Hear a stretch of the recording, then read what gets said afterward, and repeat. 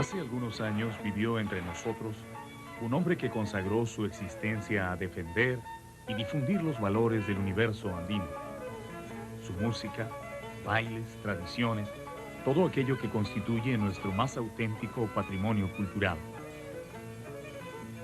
Para alcanzar su objetivo se entregó con igual dedicación y talento a especialidades tan diversas como la literatura, la antropología y la docencia, luchando siempre por lograr la integración y aceptación de todos los pueblos, de todas las sangres que dan vida a este Perú al que tanto amó.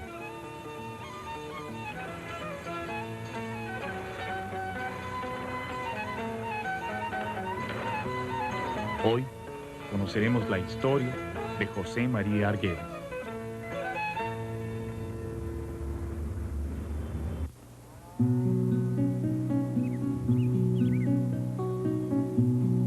Andahuaylas, pequeña ciudad del departamento de Apurímac, en la sierra sur del Perú, fue el lugar que vio nacer a José María Arguedas Altamirano el 18 de enero del año 1911. Era el segundo hijo del abogado cusqueño don Víctor Manuel Arguedas Arellano y de doña Victoria Altamirano de Arguedas, natural de San Pedro de Andahuaylas. Pese a sus modestos ingresos como juez de primera instancia, don Víctor Manuel gozaba del respeto y el aprecio de la comunidad debido a su cargo como magistrado. Los Arguedas formaban entonces una típica familia provinciana de clase media que podía ofrecer a sus hijos una existencia tal vez sin muchas comodidades, pero tranquila y carente de sobresaltos. Sin embargo, el destino no tardaría en alterar esa apacible vida familiar. En el año 1914, cuando el pequeño José María tenía apenas 3 años, su madre falleció, víctima de unos cólicos hepáticos, y el niño tuvo que ir a vivir a la casa de su abuela paterna. 3 años después, en 1917, su padre se casó en segundas nupcias con una viuda adinerada, doña Grimanesa Arangoitia, viuda de Pacheco, dueña de tierras y matriarca del distrito de San Juan de Lucanas, en el departamento de Ayacucho. Don Víctor Manuel no podía saber entonces hasta qué punto su nuevo matrimonio marcaría para siempre la vida y la obra de su hijo José María. Al año siguiente de la boda, en 1918, el niño fue a vivir a la casa de su madrastra, y el tiempo que pasó allí, entre sus 7 y 10 años de edad, dejó una huella profunda en su personalidad. Las vivencias de ese periodo se convertirían después en un obsesionante recuerdo, que sería la materia prima de sus creaciones literarias. El doctor Arguedas solía estar fuera de casa la mayor parte del tiempo, ya que sus labores como juez de primera instancia lo llevaban con frecuencia al poblado de Puquio, capital de la provincia de Lucanas, a donde viajaba en largas jornadas a caballo. Doña Grimanesa, aprovechando la ausencia de su marido, no tardó en alejar de sí al muchacho José María, obligándolo a vivir casi siempre en la cocina, en compañía de los sirvientes indígenas. Además del desprecio de su madrastra, el niño habría de sufrir también los maltratos del hijo mayor de esta, Pablo Pacheco, un joven gamonal conocido en todo San Juan de Lucanas por temperamento violento y autoritario. De esa manera, a sus escasos 8 años, José María Arguedas se vio reducido a la condición de sirviente de su hermanastro, y también aprendió a compartir las duras faenas agrícolas con los peones y campesinos que trabajaban las tierras de doña Grimanesa. Allí vivió muy de cerca la intolerancia, la crueldad y el racismo imperante en la vida del campo. Años después, recordando esta etapa de su vida, José María Arguedas solía decir: los indios, y especialmente las indias, vieron en mí exactamente como si fuera uno de ellos, con la diferencia de que por ser blanco, acaso necesitaba más consuelo que ellos, y me lo dieron a manos llenas.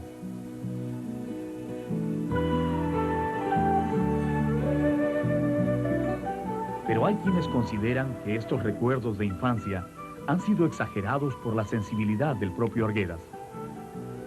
Se comenta, por ejemplo, que su hermano Arístides, 2 años mayor que él, no pasó por tan duras experiencias, a pesar de que también vivió en San Juan de Lucanas y en la casa de la misma madrastra, junto al temido hermanastro Pablo Pacheco.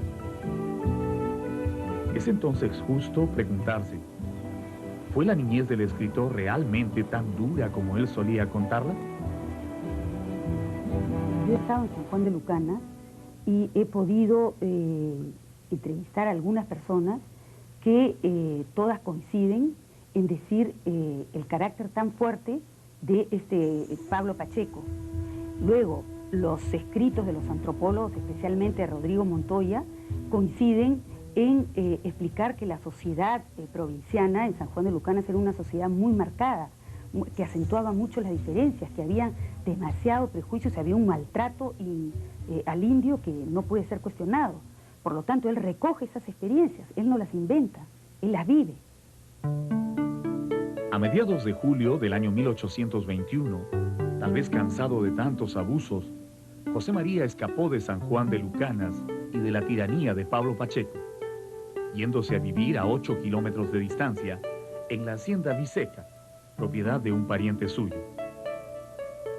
En ese lugar y con permiso de su padre, permanecería cerca de 2 años, alejado de su familia postiza y cada día más cerca de los indios, a quienes había comenzado a ver como sus verdaderos parientes. Para entonces, por razones políticas, el doctor Arguedas había perdido su trabajo en Puquio, y las constantes preocupaciones económicas terminaron por convertirlo en una especie de abogado errante que transitaba por diversos pueblitos de la sierra en busca de clientes. Separado de su severa esposa y con Arístides, su primogénito, estudiando en Lima, el viejo magistrado pudo al fin intimar con su hijo menor, en quien encontró un jovencito sensible y cariñoso. Juntos recorrieron a lomo de bestia gran parte de Ayacucho, Arequipa, Cusco y Abancay. Y en cada lugar el pequeño José María aprendió a distinguir las costumbres y tradiciones propias de cada región.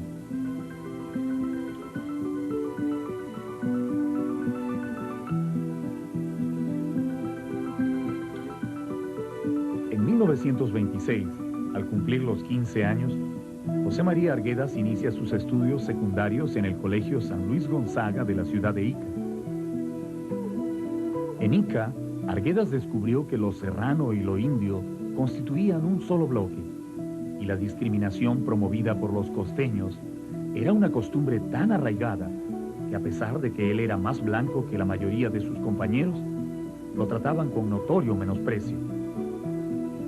Incluso los profesores del colegio, al ver su anterior libreta de calificaciones y descubrir su procedencia serrana, no dudaron en considerarlo un indio más, recién bajado de la puna. En esos años de adolescencia, estudiando y conociendo los cálidos parajes de Ica, José María se enamoró perdidamente de una de sus compañeras de aula, llamada Pompeya. Cuando terminaban las clases y salía a la soledad del campo, el enamorado estudiante le escribía en silencio encendidos poemas en los que le confesaba su pasión, pero sin jamás atreverse a declararlo frente a ella. Hasta que un día, venciendo el miedo y la timidez, se acercó a Pompeya y se los entregó en un rapto de valentía.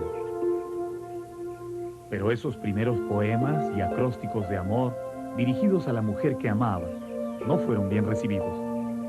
La chica se los devolvió con frialdad, no sin antes decirle, tal vez para poner punto final a sus afanes, que ella no quería tener nada que ver con un serrano.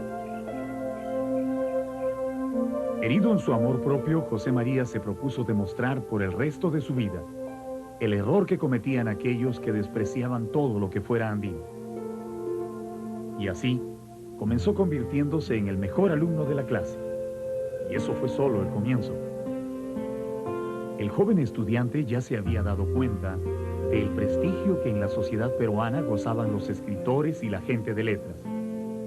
Incluso los maestros de la escuela en la sierra los ponían siempre como ejemplo. Así que decidió convertirse en uno de ellos. Ya desde ese momento decide convertirse en escritor y toda su obra la dedica a defender los valores, y a defender y a difundir los valores del indio, a luchar contra los prejuicios.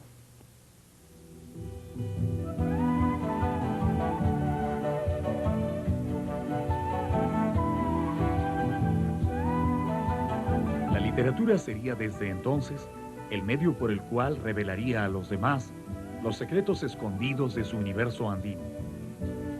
Sus escritos retratarían toda la poética belleza de la vida en los Andes, pero también denunciarían la dureza, la injusticia, la insospechada crueldad que reinaba en ese mundo que José María Arguedas conocía tan íntimamente y del cual no se alejaría jamás.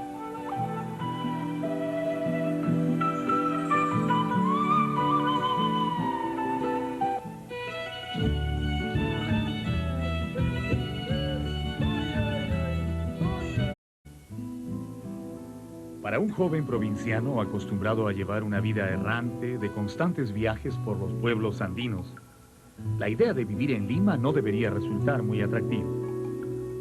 Y José María Arguedas no se hacía ilusiones. Ya había estado antes en la capital y había podido ver cómo la gran mayoría de limeños tenía una actitud abiertamente hostil para con los migrantes serranos. Pero él se había propuesto llegar a ser un respetado escritor, y esa determinación le dio fuerzas para enfrentar un futuro que se notaba incierto. En el año 1931, a los 20 años de edad, Arguedas postuló a la Universidad de San Marcos e ingresó a la Facultad de Letras.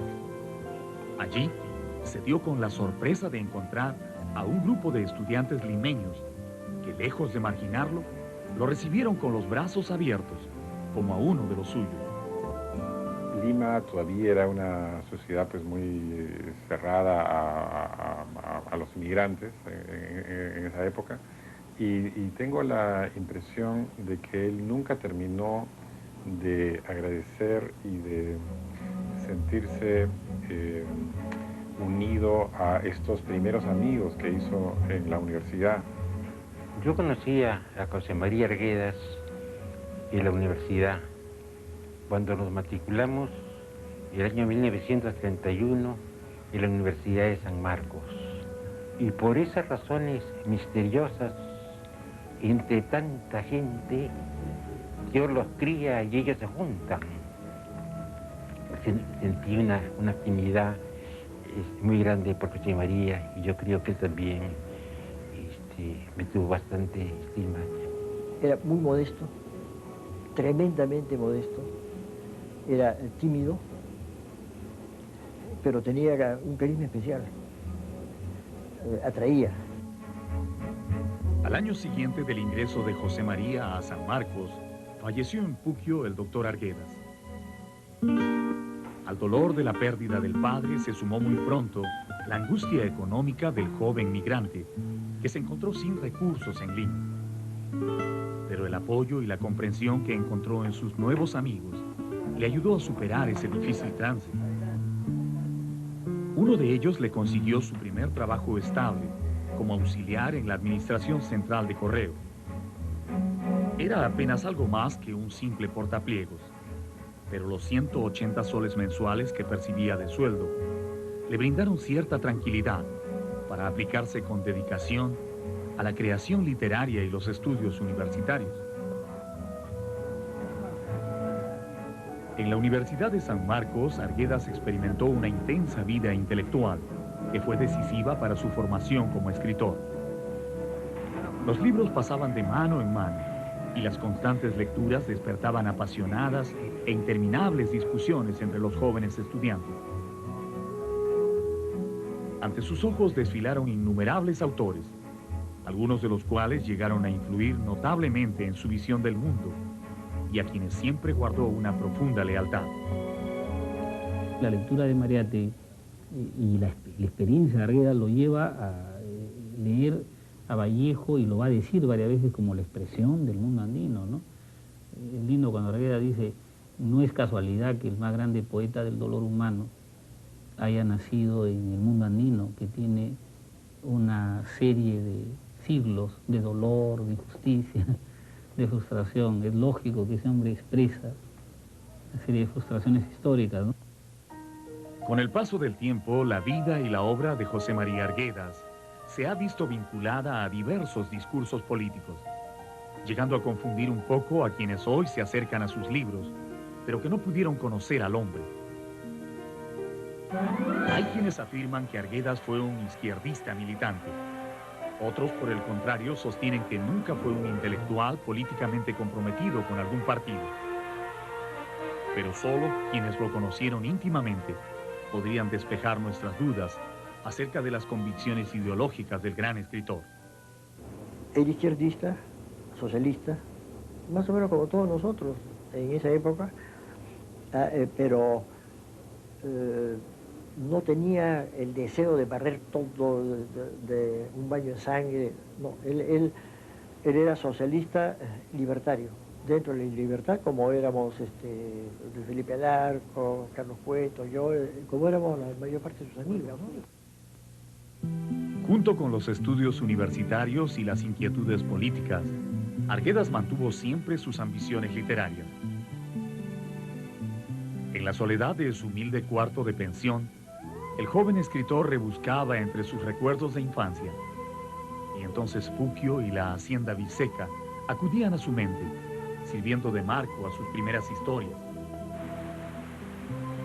Uno de sus primeros cuentos, publicado en un pequeño libro en el año 1935, fue Agua. Era una narración compuesta por 3 historias: Huarmacuyay, que en quechua significa amor de niño, Los Escoleros y Agua. La obra estaba dedicada a los humildes comuneros de Puquio y la hacienda Biseca. Al leer esos relatos, descubrimos que los 3 son narrados por un niño blanco incorporado a la cultura indígena. Arguedas iniciaba de esa manera el carácter marcadamente autobiográfico que retomaría después en la mayoría de sus ficciones.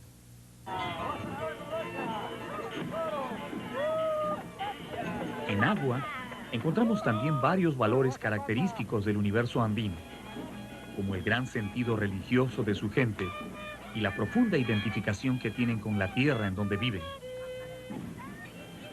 Pero tal vez lo más destacable de este primer trabajo literario sea el singular talento que ya desde entonces manifestaba Arguedas para revelar al lector la profunda complejidad de la vida en los pueblos de la sierra, con toda su belleza y misterio, pero también con toda la violencia, injusticia y frustración que agobiaba a sus habitantes. Con esos 3 relatos de Agua, el joven y desconocido escritor, blanco e indio a la vez, hacía su ingreso formal al mundo de las letras peruanas, al que tanto había deseado pertenecer. En aquel entonces, José María Arguedas todavía no podía saberlo, pero con la publicación de sus primeros cuentos, estaba inaugurando una nueva etapa en la historia de nuestra literatura.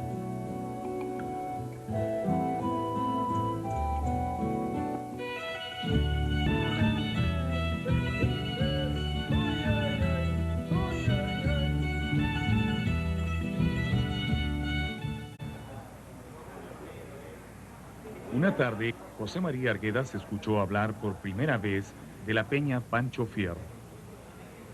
Uno de sus amigos limeños le explicó que se trataba de un pequeño local dedicado a difundir la música y tradiciones de la cultura andina. Y le contó también que en muy poco tiempo se había convertido en un punto de encuentro obligado para los intelectuales y artistas de la época. Arguedas visitó la peña por curiosidad y pronto se convirtió en uno de los más asiduos y apreciados concurrentes.